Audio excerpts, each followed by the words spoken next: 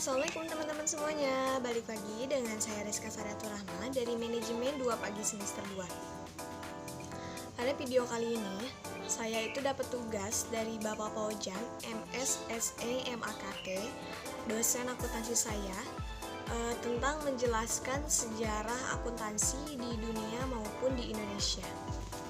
Nah, sejarah akuntansi dunia itu awal mulanya pada tahun 1494 yang ditemukan oleh Luca Fagioli, seorang pemuka agama Kristiani yang mendeskripsikan dalam sebuah buku yang berjudul The Summa Arithmetic. Di dalam buku itu ada bagian tersendiri yang membahas tentang buku berpasangan yang disebut dengan teori double entry atau yang kita kenal itu dengan pembukuan. Nah, sejak saat itulah Luca Fagioli itu dimaskotkan oleh masyarakat dunia sebagai Bapak Akuntansi Dunia. Lalu pada peristiwa berikutnya, pada abad pertengahan sekitar abad 18, abad 19, terjadi peristiwa besar. Yang pertama, terjadinya revolusi industri. Revolusi industri inilah yang mendorong terjadinya peningkatan produksi. Jadi pada saat itulah perkembangan akuntansi mulai pesat. Pada saat yang sama juga, untuk melancarkan revolusi industri dengan sistem manufaktur negara di Eropa, melancarkan agresi atau kolonialisasi ke negara dunia termasuk negara Indonesia. Kemudian, perkembangan akuntansi ke Indonesia itu dibawa oleh para penjajah, yaitu Portugis, Inggris, dan juga Belanda. Ditandainya itu dengan peristiwa ketiga, di mana setelah Belanda dikritik habis oleh parlemen akibat melaksanakan politik paksa yang menurut parlemen sangat merugikan bangsa Indonesia dan sangat menguntungkan bangsa Belanda. Saat itu parlemen Belanda itu memutuskan agar kerajaan-kerajaan itu memberikan sesuatu ke bangsa Indonesia akibat kebaikan bangsa Indonesia, yaitu dalam bentuk paket politik balas budi. Nah, salah satu isi dari paket politik balas budi itu adalah pemerintah Belanda harus menyekolahkan pribumi. Sejak itulah, akuntansi di Indonesia mulai berkembang. Lalu pada tahun 1952, pendidikan profesi akuntansi itu diselenggarakan untuk pertama kalinya oleh Fakultas Ekonomi Universitas Indonesia untuk mendapatkan register A. Nah, lalu di sini saya akan menjelaskan tentang 8 bidang keilmuan akuntansi. Yang pertama ada akuntansi keuangan atau financial accounting. Bidang akuntansi ini bidang akuntansi yang paling tua.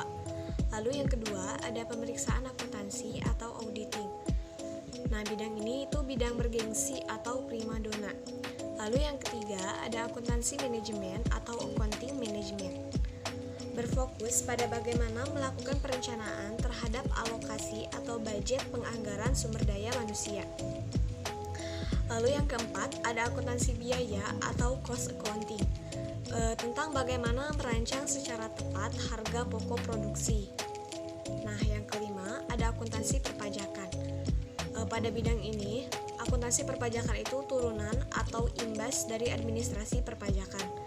Lalu yang keenam ada akuntansi pemerintahan. Bidang ini berfokus pada mencatat anggaran keuangan negara. Yang ketujuh ada akuntansi forensik yang berfokus pada bagaimana akuntansi ini bisa mendeteksi tindak pidana. Lalu yang terakhir ada akuntansi syariah. Nah, lalu saya akan menjelaskan lagi tentang 11 bidang pekerjaan akuntansi. Yang pertama itu ada internal auditor, yang kedua ada eksternal auditor, lalu yang ketiga ada government auditor, yang keempatnya ada financial analysis, yang kelima ada financial manager, yang keenam ada konsultan manajemen, yang ketujuh ada le consulting, yang kedelapannya ada indikator pendidikan, yang kesembilannya ada government employees, yang ke-10-nya ada accounting software developer, sama yang ke-11-nya ada pengusaha. Lalu kita akan membahas lagi tentang siklus akuntansi perusahaan jasa. Sebelumnya apa sih arti dari siklus itu? Siklus adalah perputaran. Berarti yang akan kita bahas sekarang itu perputaran perusahaan jasa. Siklus akuntansi yang pertama dari perusahaan jasa adalah dokumen transaksi. Nah, yang dimaksud dari dokumen transaksi, salah satu contohnya adalah faktur, nota, struk, cek, dan juga voucher. Lalu dicatat pada proses yang kedua, yakni jurnal umum. Jurnal umum adalah jurnal standar yang dibentuk secara umum. Jurnal sendiri merupakan catatan akuntansi permanen yang pertama setelah bukti transaksi dan digunakan untuk mencatat transaksi keuangan perusahaan secara kronologis. Lalu pada proses yang ketiga, yakni buku besar. Buku besar itu apa sih?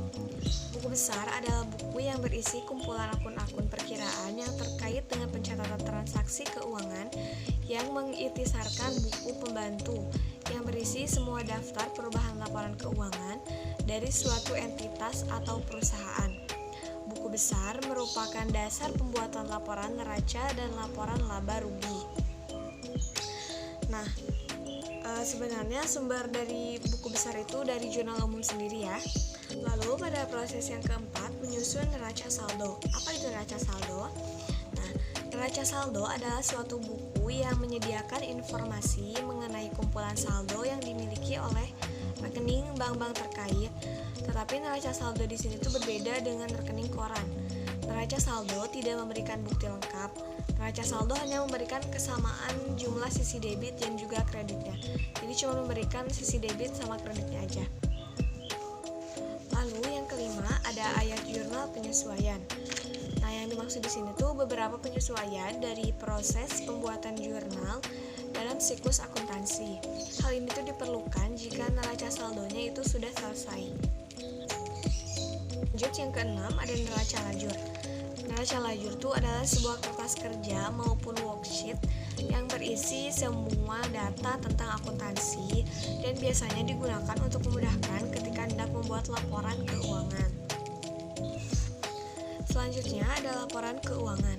Laporan keuangan itu catatan keuangan suatu perusahaan pada suatu periode akuntansi yang dapat digunakan untuk menggambarkan kinerja perusahaan tersebut. Yang selanjutnya ada jurnal penutup.